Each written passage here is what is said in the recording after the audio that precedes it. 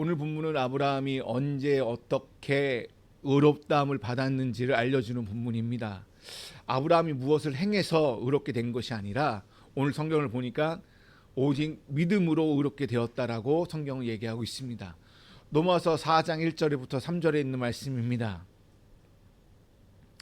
그런즉 육신으로 우리 조상인 아브라함이 무엇을 얻었다 하리요, 만일 아브라함이 행위로서 의롭다 하심을 받았으면 자랑할 것이 있으려니와 하나님 앞에는 없느니라. 성경이 무엇을 말하느냐? 아브라함이 하나님을 믿음에 그것이 그에게 의로 여겨진 바 되었느니라. 아멘. 로마서 제일 마지막에 끝나는 게 뭐냐면 창세기 15장 6절 말씀으로 마무리하고 있다는 것입니다. 하나님께 의롭다고 인정받는 데 있어서 로마서가 가르쳐주는 건 뭐냐면 우리의 행위는 전혀 필요하지 않다라는 것입니다. 이게 무슨 말이냐? 이신칭의, 칭의에 대해서 얘기하고 있는 말씀이에요. 칭의의 은혜를 제대로 모른다면 오늘 우리가 있는 이야기는 먼 훗날에 있었던 그냥 아름다운 흥미로운 옛날 이야기에 지나지 않을 것입니다. 많은 분들이 칭의라는 단어를 어렵게 느낄 수 있어요. 근데 사도 바울은 이것을 아주 쉽게 설명해 놨습니다. 로마서 4장 5절 말씀입니다. 이를 아니할지라도 경건하지 아니하는 자를 의롭다 하시는 이를 믿는 자에게는 그의 믿음을 의로 여기시나니, 이게 무슨 말이냐면 아무 일도 하지 않았지만 경건하지 않는 사람은 의롭다고 여기시는 하나님을 믿는 사람에게는 그의 믿음이 의로 인정된다는 것입니다. 하나님을 믿기만 하면 의로 인정해 주겠다라는 것이 칭의라는 거예요. 다윗 왕도 이 부분에서 뭐라고 노래하였냐면 로마서 4장 7절에서부터 8절에 있는 말씀입니다. 그 불법을 사하심을 받고 그 죄를 가리우심을 받는 자는 복이 있고 주께서 그 죄를 인정치 아니하실 사람은 복이 있도다. 죄가 용서받고 허물을 덮어주심을 받은 사람은 정말 복된 사람이래요. 주님께서 죄를 묻지 않으시는 사람은 얼마나 행복하냐라고 얘기하고 있다라는 거예요. 그러니까 이게 무슨 말이냐면 쉽게 얘기하면 이거예요. 내가 죄인이냐 아니냐가 중요하지 않는다라는 거예요. 왜? 어차피 우리 모두는 다 죄인이기 때문에 하나님 앞에서 그 하나님을 믿기만 하면 누구나 다 의로움을 얻는다라는 것입니다. 그렇기 때문에 의로움이 어렵다고 해서 죄가 사라지느냐? 아니요. 우리는 죄인이에요. 그렇지만 의인이에요. 의인이지만 다르게 말하면 우리는 여전히 죄인이라는 말이라는 거예요. 우리는 여기서 아브라함의 복에 대해서 잠시 한번 생각해 봤으면 좋겠습니다. 많은 사람들이 아브라함의 복 받기를 원합니다. 아브라함의 복이 무엇인지 정확하게 무엇일까요? 바로 왕에게 많은 복을 받았기 때문에 그 복일까요? 아니면 전쟁에서 거둔 화려한 승리일까요? 아니면 성경에 있는 것처럼 사라가 아리따운 여인이어서 아름다운 아내와 행복하게 결혼생활을 한 것이 복일까요? 많은 사람들이 이런 것들을 아브라함의 복이라고 생각합니다. 그럼 잘 생각해 보십시오. 이러한 복들은 아브라함의 특별한 상황이라는 거예요. 그 사람에게만 주어진 복이라는 거예요. 그럼 보편적인 복이라고 설명할 때는 이것은 복이 아니에요. 아브라함의 복 중에서 우리가 유일하게 적용될 수 있는 복이 있는데 그게 뭐냐면 믿음으로 얻은 복이요. 믿음으로 얻은 의가 바로 우리에게 주어질 복이라는 것입니다. 이것이 아브라함의 복이라는 거예요. 죄인이 하나님께 의롭다 인정받는 것보다 더 큰 복은 없다라는 것이에요. 생각해 보십시오. 죄도 가득한 우리에게 거룩한 하나님 앞에서 우리가 의롭다함을 인정받는 것이 얼마나 놀라운 일인가요? 이것이 바로 하나님 앞에 가장 큰 복이고 이것이 칭이라고 성경은 얘기하고 있다라는 것입니다. 오늘 본문은 이후에라는 말로 시작하고 있어요. 이것은 어떤 사건이 일어난 정확한 시점과 상황을 알려주는 단어입니다. 이후에라는 말은 이 시점은 아브라함이 조카 롯을 구출하기 위한 전쟁에서 승리한 이후입니다. 그리고 아브라함이 아직 할례 받기 전이에요. 그러니까 아브라함이 한 것이라는 것은 롯을 구출하기 위해서 전쟁을 한 것밖에 없다라는 얘기입니다. 아브라함은 롯을 구출하기 위하여 318명의 정예 부대들을 이끌고 밤에 기습으로 공격하여 전쟁에서 승리를 얻습니다. 근데 전투는 승리했지만 실질적으로 얻는 것은 하나도 없었어요. 소득의 10분의 1은 멜기세덱에게 바쳤고요. 나머지 전리품은 다 소돔 왕에게 다 돌려주었습니다. 무엇보다 마음 아픈 것은 무엇이냐면 조카 롯이 다시 소돔으로 돌아갔다라는 것입니다. 왜 이게 마음이 아픈 것이냐면 아브라함 마음에는 롯을 데리고 와서 자기의 대를 이을 후손으로 생각했던 것 같아요. 하지만 롯을 통하여 하나님의 약속이 이루어지지 않았다라는 것에 약간 섭섭함이 오늘 본문에는 깔려 있습니다. 전쟁을 이겼지만 그 승리의 기쁨도 잠시일 뿐 아브라함 마음속에는 깊은 두려움이 사로잡히게 됩니다. 이 두려움이 무엇일까요? 여러분, 이 전쟁은 전면전이 아니었어요. 아까 얘기한 것처럼 318명을 데리고 밤에 기습 공격한 거예요. 그리고 부분적으로 승리한 것이란 말입니다.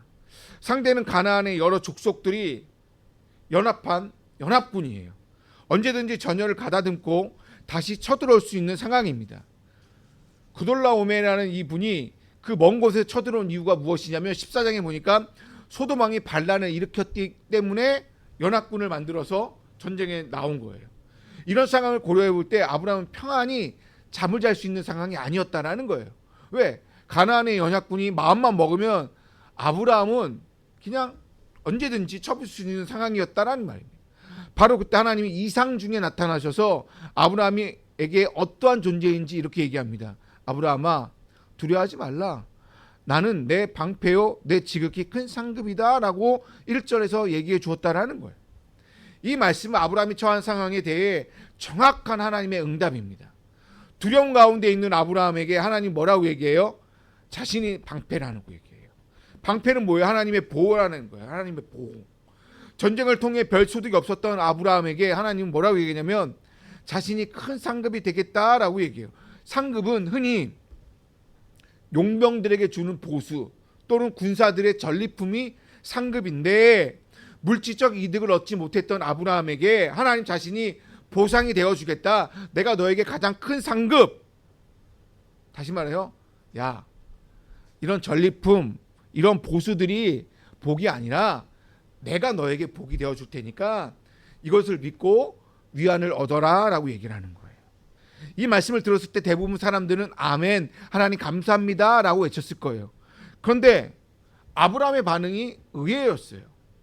흥미로운 건 여기서부터 처음으로 아브라함과 하나님이 대화하는 장면이 나와요. 12장에서 아브라함을 불렀을 때도 아무런 말도 없었고요. 바로에 갔을 때도 아무 얘기 없었고요. 동서남북 언약을 줄 때도 아무 얘기 없었고요. 그 다음에 롯을 구하러 갔을 때도 하나님께서 아무런 얘기도 하지 않다가 서로 여기서 하나님과 아브라함이 대화하는 장면이 나온다는 거예요.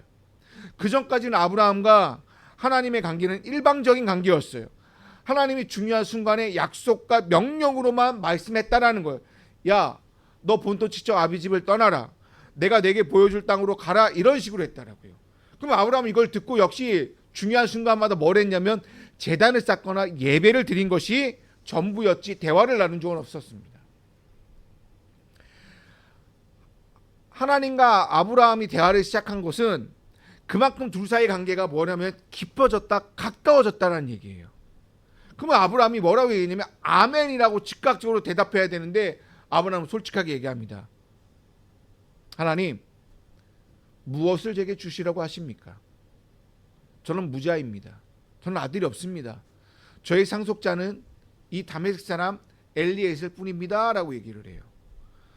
아브라함이 엘리에셀 뿐입니다 라고 하는 이유는 무엇이냐면 기원전 15세기 티그리스 강 동부 지역인 누지 지역에 발견된 소위 누지 문서에 의하면 자식이 없는 부부는 종이나 나그네를 입양해서 아들로 삼고 그로 하여금 가문을 승계하고 양 부모를 그들의 노인이 될 때까지 공경하고 그들에게 적합한 장례를 치러주는 의무를 지게 하는 재산을 상속하는 제도가 있었다고 합니다. 그러니까 아브라함이 그것을 따른 거예요. 아브라함 당시 이것은 합법한 풍습이에요. 근데 아브라함이 몸이 매일 늙어가는데도 자손에 대한 약속의 성취가 지연되고 있는 거예요. 초조한 나머지 하나님이 지시한 정도에서 벗어나 인간적인 편법을 사용했다라는 것입니다. 아브라함 같은 지식인에게도 이러한 인간적인 약점이 있었다라는 거예요. 바로 이것이 오늘 우리의 모습이기도 해요. 그러면서 계속 이렇게 얘기를 해요. 주님, 주께서는 제게 씨를 주시지 않으셨습니다. 제 집에서 기른 자가 제 상속자가 될 것입니다 라고 얘기를 해요. 이 말의 의미를 현대적으로 표현해 보면, 하나님, 제게 무엇을 주시려 하시는지 저는 잘 모르겠습니다. 하지만 저에게는 아들이 없습니다. 제가 아무리 좋은 것을 주신다 해도 그것이 저에게는 무슨 의미가 있겠습니까? 결국 그것은 제 종인 엘리에셀이 다 차지하게 될 것입니다 라는 거예요.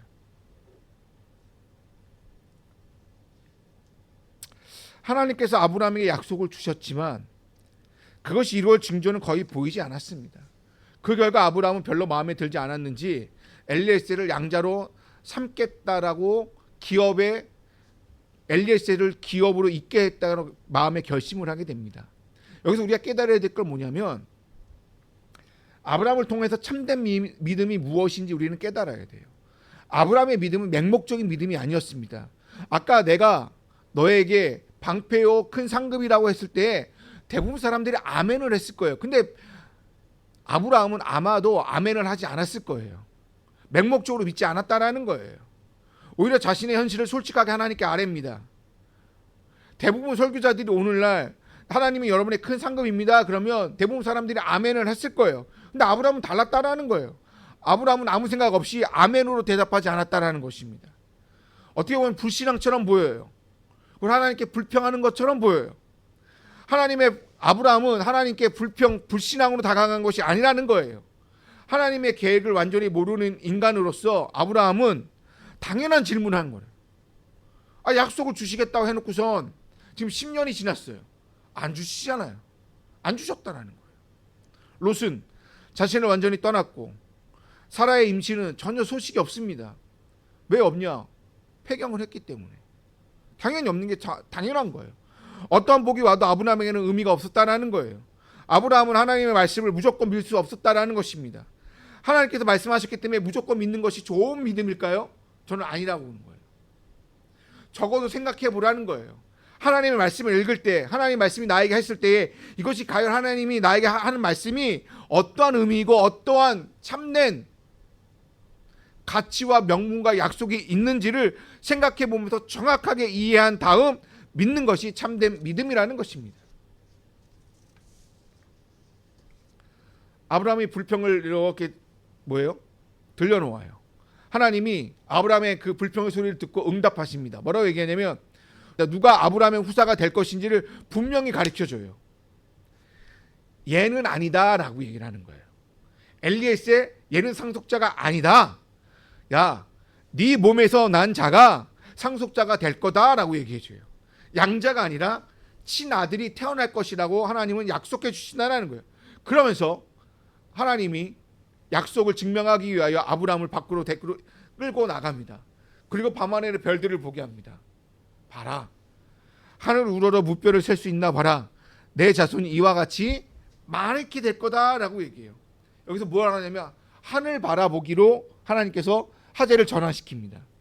인간사의 좁은 영역을 이렇게 바라볼 때는 창조자 하나님이 무엇인지 몰라요. 근데 대자연 속에서 나가보면 넓고 넓은 우주의 인간의 시야는 너무나도 작다라는 거예요. 그렇기 때문에 하나님께서 하늘을 바라보면서 창조주 하나님께서 얼마나 위대한지를 보여주기 위하여 하늘 바라보기를 하셨다라는 거예요. 오늘날 같이 전기불이 없었던 시대를 한번 생각해 보십시오. 우리가 가끔씩 시골에 가면, 요즘 시골 가도 별이 잘 안 보이지만, 그리고 저 어릴 때만 해도 시골에 가면 별들이 정말 많았잖아요. 그 별들 한번 세어보라는 거예요. 은하수가 선명하게 있고 별들이 쏟아질 때는 한 밤하늘이었다라는 것이죠. 하나님은 아브라함의 후손을 이렇게 주시겠다라는 거예요. 하나님 자신이 만드신 수많은 별들을 보면서 자신의 약속을 하는 거예요. 야, 내가 저 별들도 내가 만들었는데 이 별들처럼 내가 너에게 수많은 자손들을 줄게. 너 날 믿어라 라고 얘기해요. 이 말을 들은 아브라함의 반응이 무엇입니까? 아브라함은 유목민이었어요. 유목을 했던 아브라함은 밤하늘의 별을 수없이 보았을 것입니다. 그러나 이제까지 창조자 하나님께서 저 별들을 만들었다는 생각을 하진 않았을 거예요. 근데 어느 날 갑자기 저 별들이 하나님께서 창조하신 거지라고 약속을 믿게 되면서 뭐라고 얘기하냐면 아브라함이 여호와를 믿으니라는 것이에요. 성경에서 믿었다라는 말이요, 처음으로 등장하는 말이에요. 믿었다라는 말이. 여기서 우리는 믿음이 무엇인지를 분명히 알아야 됩니다. 믿음은 어떤 사실에 대한 확신이 아니라 약속을 하는 존재에 대한 신뢰라는 거예요. 약속을 해준 저 하나님에 대한 내 신뢰가 믿음이라는 거예요. 사업을 하는 사람들이 믿음이 무엇이냐라고 물어보면 이렇게 얘기합니다. 거래하는 사람이 10억을 주겠다고 했을 때에 결국 그 사람 자체를 믿는 것이 믿음입니다. 신뢰입니다. 라고요. 우리가 저 사람과 거래를 해요. 근데 저 사람과 거래를 할 때 뭐 가지고 거래를 해요? 계약서요? 아니요.